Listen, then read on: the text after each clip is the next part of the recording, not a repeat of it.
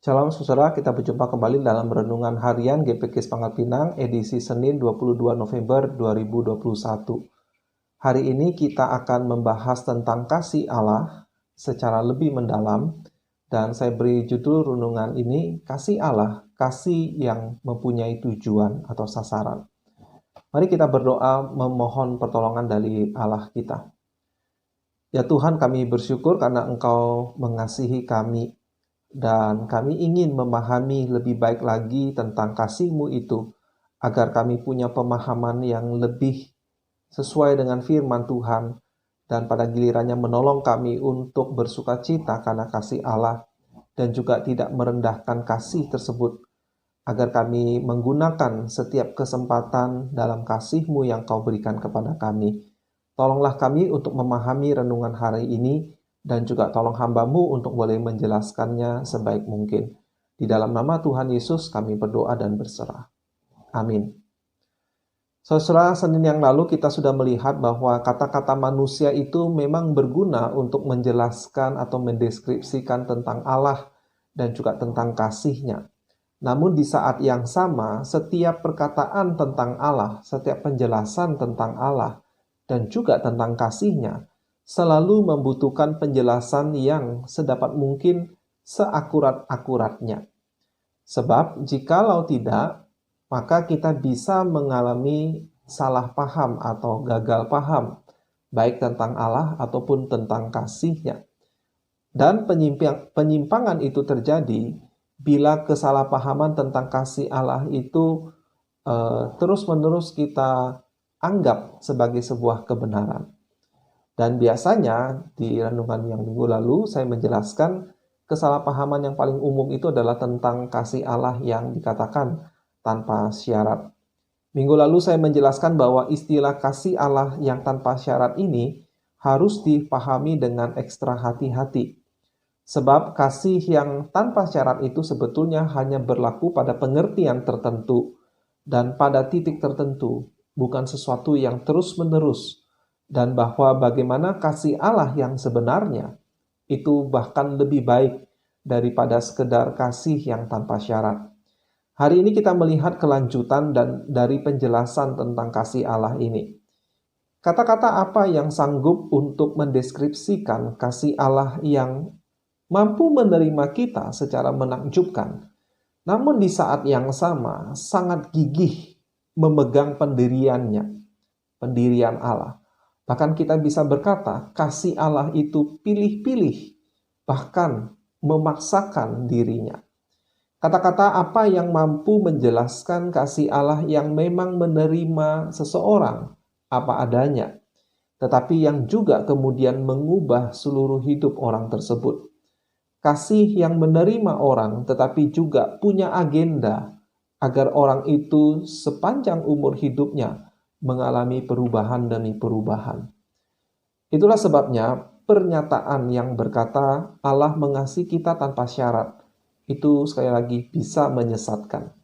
Dan bila kita mengasihi sesama kita juga tanpa syarat, justru juga akan merusak relasi kita. Dan perkataan bahwa kasih Allah sama sekali tanpa syarat adalah penggunaan istilah yang terlalu lembek, bahkan terlalu lemah di hadapan kasih Allah yang penuh kekuatan dan yang juga penuh tujuan. Mengatakan kasih Allah bersyarat juga sebetulnya sama buruknya. Itulah sebabnya di renungan Senin yang lalu saya berkata bahwa kasih Allah itu bersyarat, yaitu dengan tanda petik. Jadi agar makin jelas, saya katakan sekali lagi dengan sejelas mungkin. Kasih yang bersyarat, yaitu kasih yang tanpa tanda petik, ya, kasih yang bersyarat yang dalam arti sebenarnya, itu sebetulnya adalah sesuatu yang buruk. Bahkan sama sekali bukan kasih, melainkan ekspresi yang dingin. Bukan tanpa alasan mengapa gereja selama ini sering memakai istilah kasih tanpa syarat sebagai kebalikan dari kasih palsu yang menuntut dengan sikap menghakimi yang kita sebut sebagai kasih yang bersyarat ini. Walau bagaimanapun, mengatakan kasih Allah tanpa syarat masih sedikit lebih baik daripada mengatakan kasih Allah bersyarat. yang tanpa tanda petik. Kasih yang bersyarat menaruh persyaratannya di depan pada saat kasih ini dipertemukan dengan kita. Kasih yang bersyarat ini, yang tanpa tanda petik, kasih yang bersyarat ini berkata, saya baru akan mengasihimu kalau kamu memenuhi syarat-syarat sebagai berikut, A, B, C, D. Inilah kasih yang bersyarat, dan kasih Allah bukan seperti ini. Kasih Allah adalah kasih yang tanpa syarat, tanda petik. Yaitu sewaktu ia menyatakan kasihnya untuk pertama kalinya kepada kita. Tetapi sekali lagi kita harus ekstra hati-hati menggunakan istilah tersebut. Jadi mari kita gali lebih dalam. Yang pertama, kasih Allah itu sifatnya selalu kasih karunia atau anugerah. Allah mengasihi kita dalam mutlak atas inisiatif dan pilihannya, tidak didasari pada kinerja kita. Kasih Allah yang injili bukanlah upah yang kita peroleh, misalnya lewat rajin kebaktian, rajin memberi persembahan, dan lain sebagainya, melainkan sebuah hadiah atau pemberian.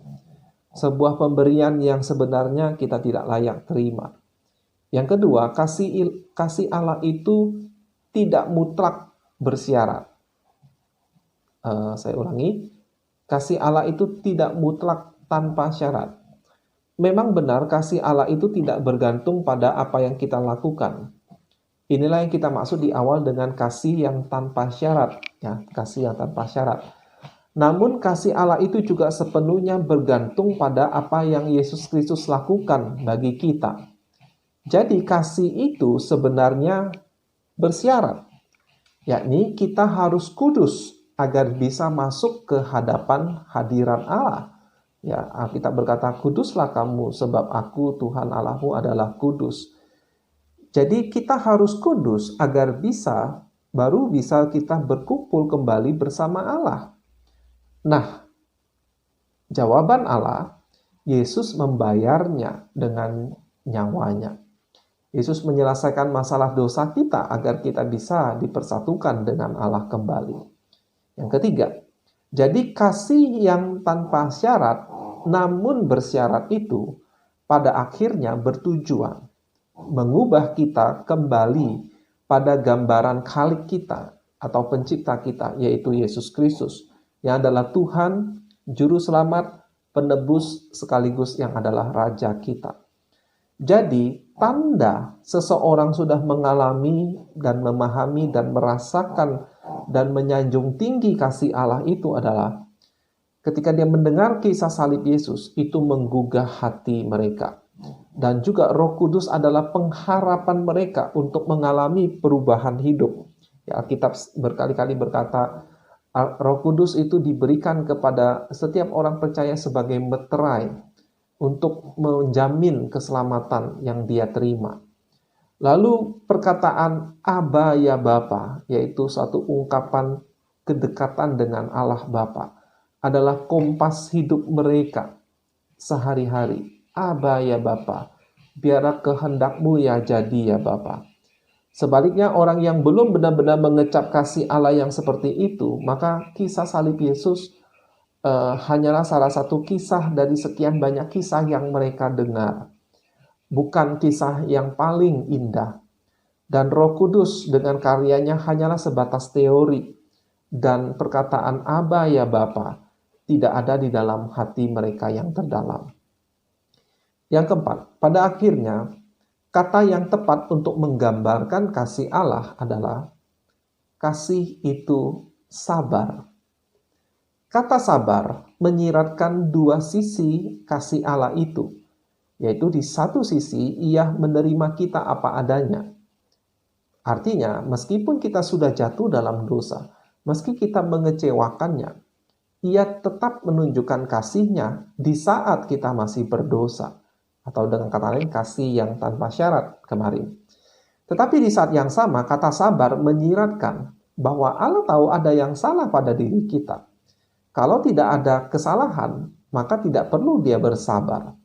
Sabar berarti kebersediaan untuk menunggu sampai tercapainya suatu hasil yang diharapkan, hasil yang baik. Misalnya, saya perlu bersabar waktu mengajar seorang murid, misalnya bermain piano atau bermain drums. Orang tua harus sabar mengajar anak mereka keterampilan-keterampilan hidup yang mereka perlukan, yang anak itu perlukan. Sabar mengajar berbicara, sabar mengajar menulis, sabar mengajar mengatur kamar mereka, dan lain sebagainya macamnya. Kesabaran adalah kasih yang bertujuan. Kasih itu sabar juga menyiratkan bahwa sebenarnya ada sesuatu yang salah pada orang itu yang disabarkan. Tetapi ada kebersediaan dari orang yang sabar untuk memaafkan. Tapi orang itu tetap harus berubah. Harus ada pertobatan. Seseorang yang sabar, yang mengasihi, menunjukkan saya bersedia menunggu. Saya bersedia memberi kesempatan. Nah, inilah kasih Allah. Kasih itu sabar. Mari kita kontraskan dengan dua deskripsi kasih yang tadi. Kasih tanpa syarat saja menyiratkan, kamu tidak salah, tidak ada kebenaran yang saya junjung tinggi, yang juga perlu kamu junjung, tidak ada. Semua baik-baik saja, Anda boleh bersantai, nikmati senyum saya atau nikmati senyum Allah. Pada dasarnya kamu sudah baik apapun yang kamu perbuat. Jadi kalau kita perhatikan, kasih tanpa syarat sebenarnya bukanlah kasih, melainkan sikap masa bodoh pada kebenaran. Dan sebetulnya ada satu istilah menyebutkan kasih tanpa syarat yang fatal seperti ini, yaitu antinomian. Antinomian artinya tidak ada aturan. Kalau dibilang aturan, hanya ada satu peraturannya, yaitu tidak ada aturan. Itulah peraturannya. Silakan kamu bersenang-senang, silakan kamu berbuat apa saja, saya tidak peduli. Saya juga hanya ingin bersenang-senang. Nah, inilah semangat hidup antinomian. Sedangkan kasih yang bersyarat, yaitu kebalikannya, berkata, kamu salah, ini aturannya, tolong penuhi. Tidak heran kasih bersyarat juga sebenarnya bukanlah kasih yang sebenarnya. Kasih yang bersyarat sebenarnya hanyalah semacam permainan. Kamu menang, kamu masuk. Kamu gagal, kamu keluar. Titik, saya tidak peduli. Kembali kepada kasih yang sejati, kasih Allah, kasih itu sabar, berarti tetap ada standar kebenaran, yaitu kekudusan Allah. Tetapi Allah mengasihi kita, artinya Dia memberi kita pengampunan dan memberikan kita kesempatan, asalkan kita bertobat. Lalu kasih itu sabar, berarti kasih itu berusaha mengubahkan kita, sampai kita disempurnakan menjadi seperti gambar anaknya yang sempurna. Menjadi seperti Allah juga berarti kita cinta pada kebenaran, pada kekudusan, kepada hal-hal yang baik, yang kata Paulus sedap didengar, pikirkanlah semuanya itu. Dan yang terakhir, kasih seperti Allah, kasih yang sabar, itu juga berarti kebersediaan untuk mengorbankan diri bagi orang yang dikasihi atau pihak yang dikasihi. Dan itulah deskripsi yang paling akurat untuk menggambarkan kasih Allah seperti apa. Kasih itu sabar. Nah, saudara, saya akan tutup renungan kita dengan mengajak saudara merenungkan kata-kata dari Allah kepada bangsa Israel di zaman Nabi Yesaya. Ingat, pada waktu itu konteksnya Allah sebenarnya marah kepada bangsa Israel sebab mereka durhaka kepadanya, mengkhianati Allah. Tetapi Allah menunjukkan kesabaran. Demikian kata-kata Tuhan. Yesaya 49 ayat 15. Dapatkah seorang perempuan melupakan bayinya sehingga ia tidak menyayangi anak dari kandungannya? Jawabannya pada umumnya tidak. Ya. Tapi kemudian Allah melanjutkan, sekalipun dia melupakannya, aku Allah tidak akan melupakan engkau. Jadi ini kasih yang sabar. Lalu kita perhatikan dan renungkan, nada yang sama ditunjukkan oleh Rasul Paulus kepada sesamanya, yaitu jemaat. Khususnya dalam konteks ini jemaat di kota Tesalonika. Cuma bedanya jemaat Tesalonika tidak seperti bangsa Israel di zaman Yesaya. Jemaat Tesalonika adalah jemaat yang termasuk baik. Israel di era Nabi Yesaya adalah orang yang bebal, bangsa yang bebal. Tapi kita bisa perhatikan, Paulus memberi kita contoh bagaimana kasih Allah yang punya tujuan, kasih yang sabar itu menjadi model bagi kita untuk bagaimana kita mengasihi sesama kita. 1 Tesalonika 2 ayat 7 hingga 12, demikian perkataan firman Tuhan. Tetapi kami berlaku ramah di antara kamu, sama seperti seorang ibu mengasuh dan merawati anaknya. Jadi seperti Allah kepada bangsa Israel. Demikianlah kami dalam kasih sayang yang besar akan kamu. Bukan saja rela membagi Injil Allah dengan kamu, tetapi juga hidup kami sendiri dengan kamu, karena kamu telah kami kasihi. Sebab kamu masih ingat, saudara-saudara, akan usaha dan jerih lelah kami. Jadi butuh kesabaran. Sementara kami bekerja siang malam, supaya jangan menjadi beban bagi siapapun juga di antara kamu. Kami memberitakan Injil Allah kepada kamu.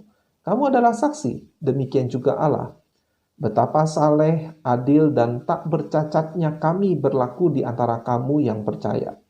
Kamu tahu betapa kami, seperti bapa terhadap anak-anaknya, telah menasihati kamu dan menguatkan hatimu, seorang demi seorang.